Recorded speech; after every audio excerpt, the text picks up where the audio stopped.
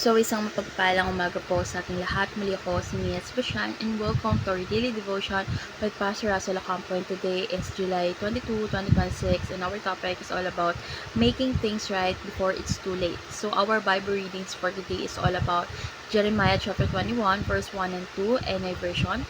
Perhaps the Lord will perform wonders for us as in times past so that the king of Babylon will withdraw from us.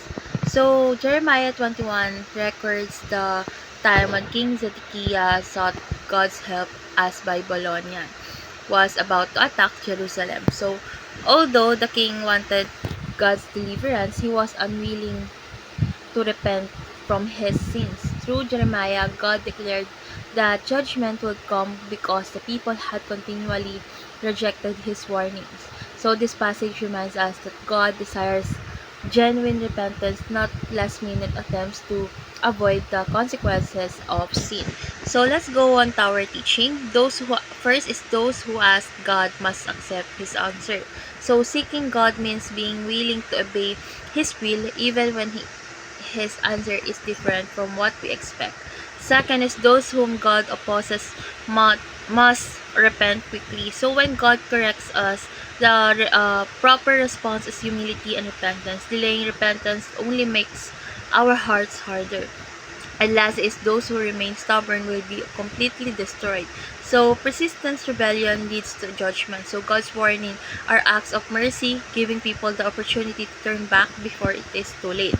So how do we respond? First is humbly accept God's discipline, knowing that it is for your good.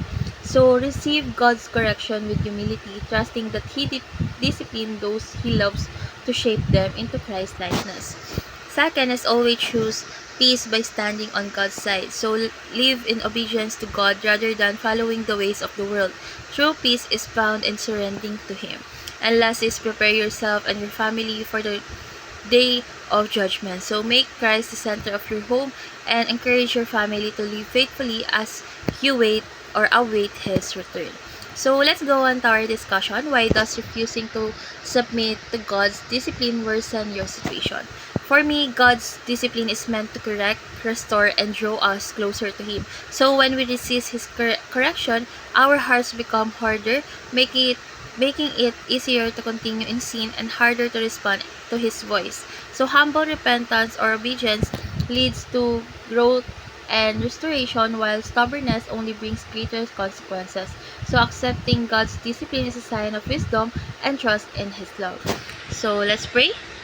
Heavenly Father, thank you for loving us enough to discipline and correct us. Help us to respond with humility whenever you reveal areas of our life that need to change. Remove every trace of pride and stubbornness from our heart and teach us to trust your wisdom even when your correction is difficult.